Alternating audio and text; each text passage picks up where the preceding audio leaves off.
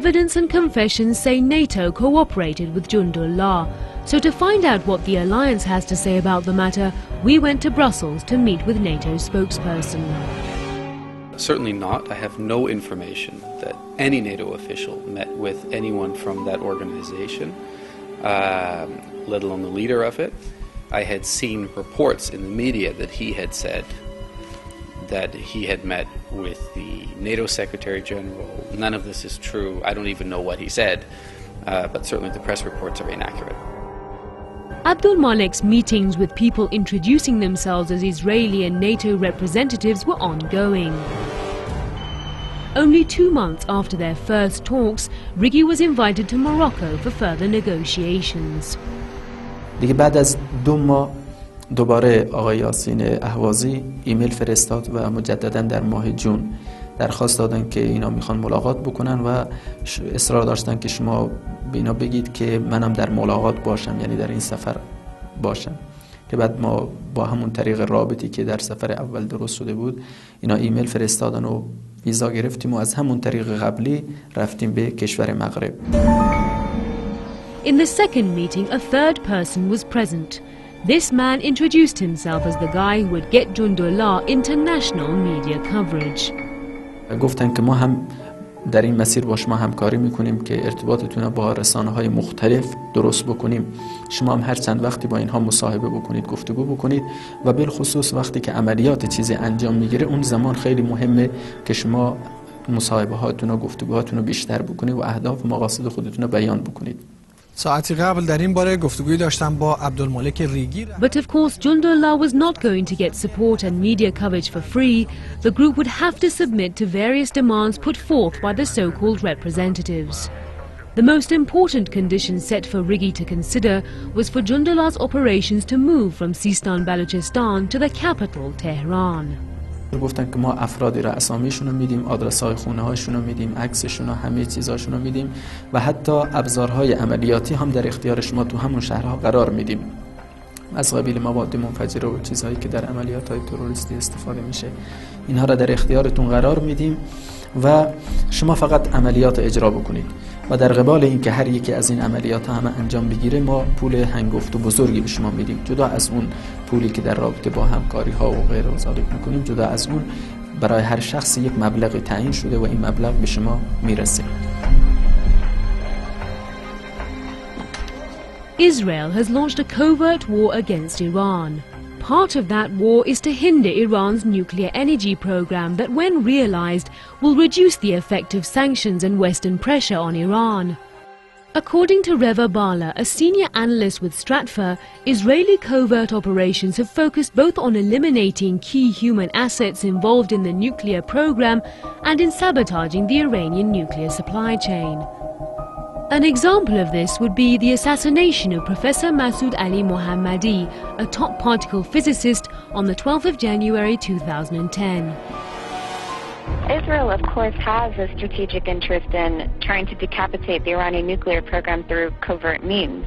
I think that's pretty well understood.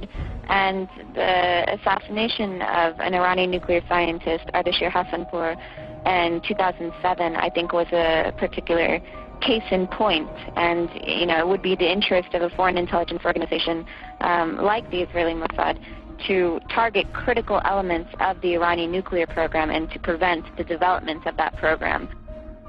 نظر بر این بود، نظر ما همه بر این بود که بالاخره ما دشمنمون یکیه، دشمن مشترک داریم، اهداف مشترک داریم.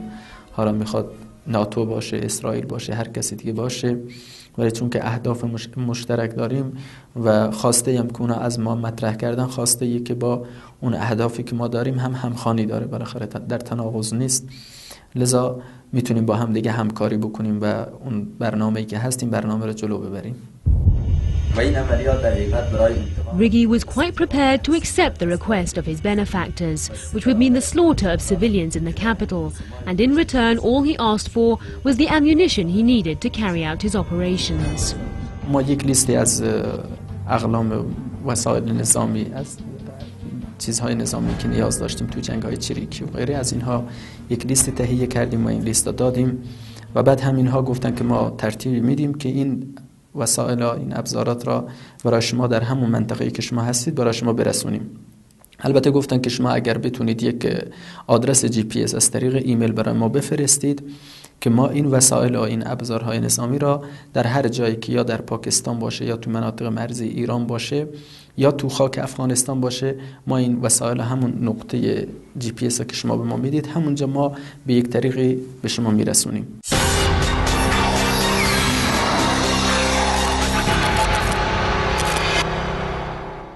After meeting with his sponsors, Riggy appeared on Al Arabiya and announced his intention to extend Jundullah's activities to the capital, Tehran. این نوع عملیات ها خیلی تاثیرگذاره، از اینکه مثلا 10 نفر یا 20 نفر یا 100 نفر افراد معمولی کشته بشه یا سرباز یا حتی نظامی مثلا، ولی برای نظام اینقدر خساره نداره، اینقدر نقصان نداره این قضیه، چرا که افراد دیگه جایشون رو پر میکنن، ولی افراد مهم تو نظام اگر زده بشن اینها تاثیرش خیلی زیاده.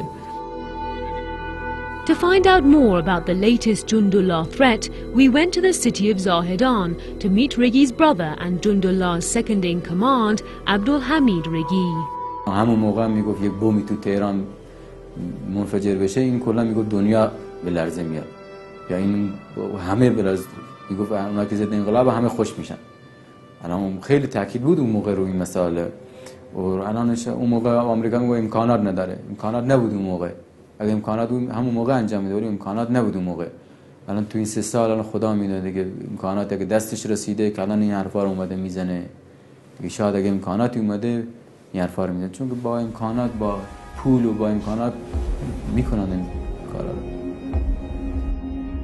There is no doubt that the people Riggy was meeting up with, offering him funds and support, were connected to very influential entities. During a Hajj ceremony in Saudi Arabia, 2 of Riggy's top aides were arrested. Riggy failed to get them released by calling Saudi officials, so he turned to his newfound friends for assistance, and they did not let him down. 2 نفر تو سفر حج دستگیر شدن توسط اطلاعات عربستان. بعد دیگه ما خیلی ارتباط گرفتیم، کوشش کردیم که با خود سعودی ها صحبت بکنیم در رابطه با آزادی این دوستان که ما به نتیجه نرسیدیم و موفق نشدیم که این دوستان آزاد بکنیم. بعد دوباره از طریق همون زمان از طریق فاروق ارتباط گرفته شد با همین افراد که بالاخره اگر میتونن این افراد ما را از عربستان آزاد بکنن و اونها هم قول دادن، گفتن ما تلاش میکنیم و اگر موفق شدیم به شما اطلاع میدیم. و بعد از چند روز تماس گرفتن و گفتن که بله ما میتونیم این افراد آزاد بکنیم و تا چند روز دیگه آزاد میشن، که بعدم یک 3-4 روز بعد دیگه دوستان ما از عربستان که دستگیر شده بودن هر 2 نفر آزاد شدن توسط همین افراد حالا ناتو یا اسرائیل. Yet again Malik was invited to a meeting with his benefactors, this time in Bahrain and then in Singapore. Riggy sent a representative called Farouk, but he was detained by security forces. The situation was deteriorating, so the meetings were cancelled, but the release of Farouk was also secured by Riggy's sponsors. فاروق تماس گرفت با دوستانی که اینجا بودن که منو دستگیر کردن و بالاخره من اینجا هستم. باز دوباره با همین نیروهایی که حالا ناتو یا اسرائیل با اینها ارتباط گرفتن و صحبت کردن، قضیه را گفتن که اینجوری فاروق اومده اونجا و تو کشور بحرین تو فرودگاه گرفته شده، که بعد همینها رفتن و ترتیبی دادن فاروق آزاد کردن.